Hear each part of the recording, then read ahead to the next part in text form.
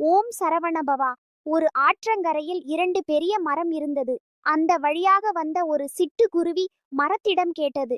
மழைக்காலம் தொடங்க இருப்பதால் நானும் என் குஞ்சுகளும் வசிக்க கூடு கட்ட அனுமதிக்க முடியுமா என்றது.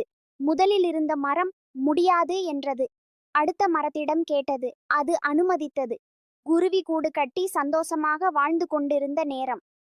அன்று பலத்த மழை. ஆற்றில் வெள்ளம் வந்து முதல் மரத்தை அடித்து சென்றது.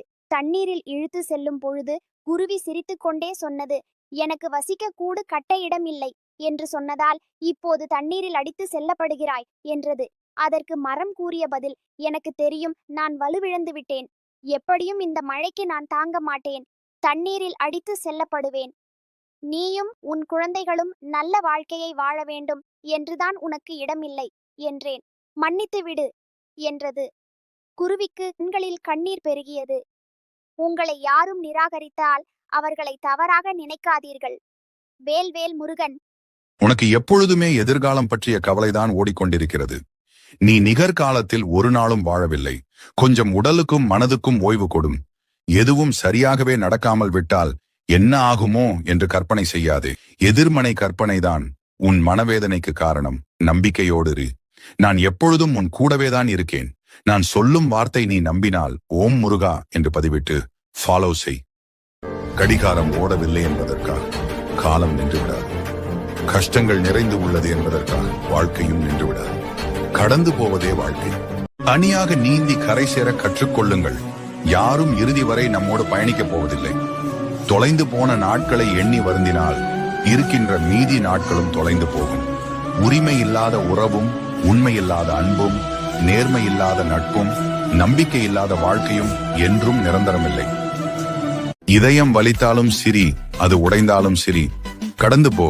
யாராவது உங்க மனசு நோகடித்தால் முடிஞ்சா கண்டுக்காம போ. உடைஞ்சு மட்டும் போகாத யாருக்காகவும். நான் உன் வீட்டுக்கு வந்து உன்னோட சிக்கல்களை தீர்த்து வைப்பேன். இனி உனக்கு எப்பொழுதுமே நல்ல காலங்கள் தான். நான் உன் கூடவே தான் இருப்பேன் எப்பொழுதுமே. மனதார என்னை வா முருகா என்று பதிவிட்டு ஃபாலோ செய்.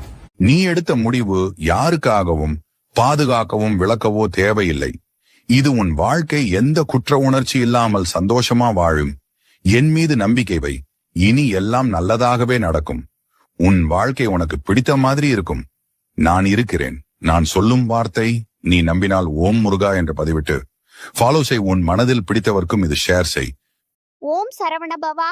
நீ உயரும் போது சில விமர்சனங்கள் வரும். அதை பொருட்படுத்தாமல் இருந்தால் வெற்றியும் புகழும் உனக்கே சொந்தம். துவண்டு போவாயே தவிர தோற்று போக மாட்டாய். முதலில் உன்னை நேசி. உன் உடல் உள்ளம் இரண்டையும் சந்தோஷமாகவும் ஆரோக்கியமாகவும் வைத்துக்கொள். முடிந்த அளவுக்கு இயற்கையைச் சார்ந்திரு. வேல்வேல் முருகன். தொடர்ந்து முயற்சி செய். எதுவும் தாமதமாகிவிடவில்லை. இந்த நொடி ஆரம்பித்தால் கூட இன்னும் எவ்வளவோ உயரங்கள் போய்விட முடியும். இது உன் அப்பன் முருகன் வாக்கு. ஓம் சரவணபவ என்று பதிவிடுங்கள். முருகன் உங்களுக்கு துணையாக இருந்தா இந்த அறிகுறிகள் கண்டிப்பா வந்திருக்கும். முருகர் உங்களுக்கு துணையாக இருக்கிறார் என்றால் முதலில் அவரின் ஞாபகம் வந்து கொண்டே இருக்கும்.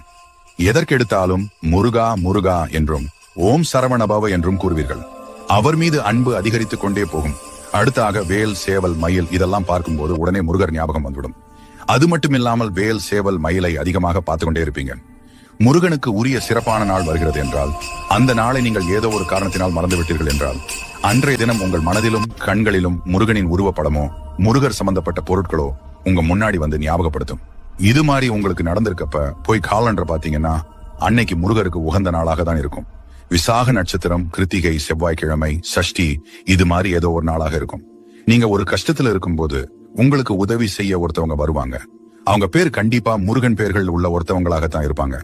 கருணை கடலான கந்தனுக்கு மிகவும் உகந்த சஷ்டி வரும் டிசம்பர் 10ஆம் தேதி அன்று வருகிறது. முருக பக்தர்களே, இந்த நாளை குறித்து வைத்துக் கொள்ளுங்கள். மறந்தும் கூட இந்த நாளை தவற விட்டு விடாதீர்கள். அன்று முருகப்பெருமானை எப்படி முறையாக வழிபட வேண்டும் என்பதை பற்றி இந்த காணொலியில் தெரிந்து கொள்ளலாம். இந்த புனித தகவலை அனைவருக்கும் பகிர்ந்துவிட்டு கமெண்டில் உங்களுக்கு மிகவும் பிடித்த முருகப்பெருமான் மந்திரத்தை பதிவிடுங்கள். பொதுவாக சஷ்டி என்பது முத்துக்குமரனுக்கு உரிய நாள். இந்த நாளில் விரதம் இருந்து முருகப்பெருமான் வழிபாடு செய்வதால் நம் பிரச்சனைகள் தீரும் என்பது ஐதீகம். அந்த வகையில் இந்த கார்த்திகை மாதத்தில் வரும் சஷ்டியானது மிகவும் அற்புதமானதாகும். அந்த நாளில் முருகனை நினைத்து வழிபட்டாலும் கார்த்திகை விரதம் இருந்த பலன் கிடைக்கும் என்பது ஐதீகம். அதேபோல் கடன் இருப்பவர்கள் இந்த நாளில் கடனில் ஒரு பங்கை மட்டும் செலுத்தினால் விரைவில் கடன் தொல்லையில் இருந்து முழுவதுமாக முடிவுக்கு வரும். குழந்தை இல்லாதவர்கள், வேலை இல்லாதவர்கள் ஓம் சரவணபவ் என்று 108 முறை எழுதி முருகனுக்கு மாலை செய்து அணிவித்தால் கூடிய சீக்கிரம் உங்களுக்கு நல்ல செய்தி வரும். முக்கியமாக அன்றைய தினம் முழுவதும் உபவாசம் இருக்க வேண்டும். அப்படி உபவாசம் இருக்க முடியாதவர்கள் பால் பழம் சாப்பிட்டும் விரதம் அனுஷ்டிக்கலாம். அன்றைய தினம் முழுவதும் மன தூய்மையுடன் கந்த சஷ்டி கவசம் பாராயணம் செய்து கந்த பெருமானை வணங்குங்கள். செவ்வாய் தோஷம் நீங்கும், திருமண வரம் கைகூடும், கேட்ட வரங்களை தந்திடுவான் கந்தன். உங்களுக்கு இந்த காணொளி பயனுள்ளதாக இருக்கும் என்று நம்புகிறேன். இந்த புனித தகவலை அனைவருக்கும் பகிருங்கள். நல்லது எல்லோருக்கும் பரவட்டும். மறக்காமல் நமது சேனலை சப்ஸ்கிரைப் செய்து இந்த பதிவை லைக் செய்து விடுங்கள்.